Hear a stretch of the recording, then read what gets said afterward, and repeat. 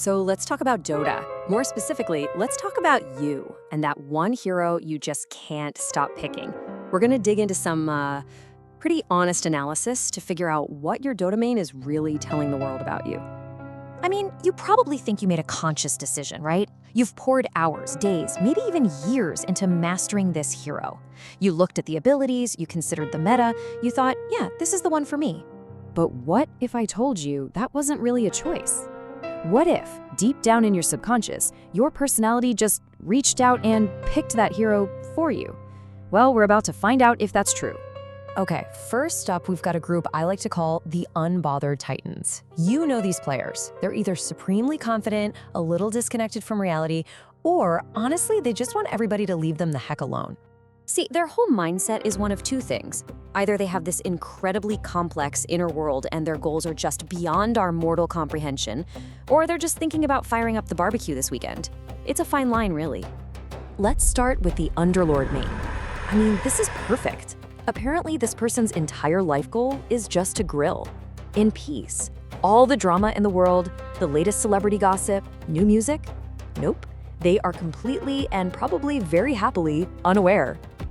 And this quote it sums it up perfectly. You could mention one of the biggest pop stars on the entire planet, and all you'd get is this confused, blank stare.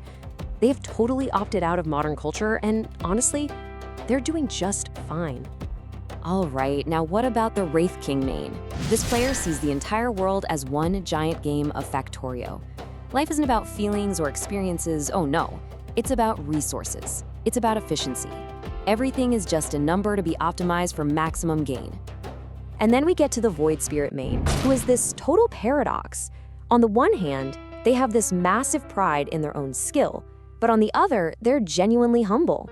They'll be the first one to type "my bad" in chat, but you had better believe they're also gonna ping their triple kill just to make absolutely sure you saw how good they are. Okay, let's shift gears. It's time to talk about our next group, the Cunning Schemers. These are the puppet masters, the 4D chess players, who are always 3 steps ahead of everyone else. See, for these people, the fun isn't just winning. It's the secret knowledge that they've already won. They've got a plan in motion, a trap laid out, and they are just sitting back, waiting for that perfect moment for it all to come together. I mean, just picture the Warlock main. They're standing way in the back of a fight, just rubbing their hands together, waiting for that absolutely perfect team-destroying ultimate.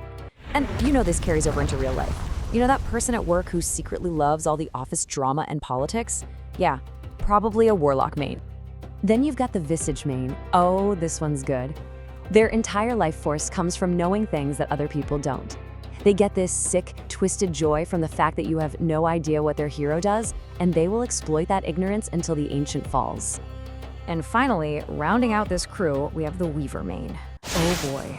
This is the person who's always using big $5 words to sound smart, except they don't quite know what those words mean. They're not a bad person, you know, they're just kind of annoying sometimes. All right, moving on to our third type of player, the reluctant saviors. These are the people who end up carrying the team, not because they wanted the glory, but because, well, somebody had to do it. Now, Vengeful Spirit is fascinating because there's this huge personality split based on the role you play. The support Venge player, a bit cynical, doesn't really trust their teammates to do anything right, but deep down, they're a good person. The core Venge player, whoa. They have this really off-putting level of confidence and think they've got it all figured out. You probably don't want to be friends with that one. You almost have to feel bad for the Viper main. They're not some toxic tryhard. No, this is the person in the friend group who got stuck playing mid lane because nobody else wanted to. They're not there to be flashy, they're just there to do a job. A very utilitarian, boring job for the good of the team. And then you have the Zeus main. They'll step up and be a leader for sure, but only so they can guide everyone to the absolute safest, least controversial decision possible. When your friends are arguing for an hour about where to eat, the Zeus main is the one who slams their fist on the table and says, "We're going to in and out." Not because it's the best, but because it's safe. It's leadership born from cowardice. And now for our grand finale, let's talk about my favorite group, the Agents of Chaos. These are the wild cards, the thrill seekers, the players who are always just a little bit extra. For these players, a quiet, easy win is a total waste of time. They live for the drama. They need the high-stakes plays, the five-man ganks, the last-second base races. They're not just playing a game, they're trying to create an epic story. First up, the Witch Doctor main. This person goes overboard with everything. They have what you might call an addictive personality. They're the most fun person you'll ever meet, the absolute life of the party, right up until they go to Vegas for a weekend and, yep, come back completely broke. A danger to themselves, but man, is it entertaining to watch.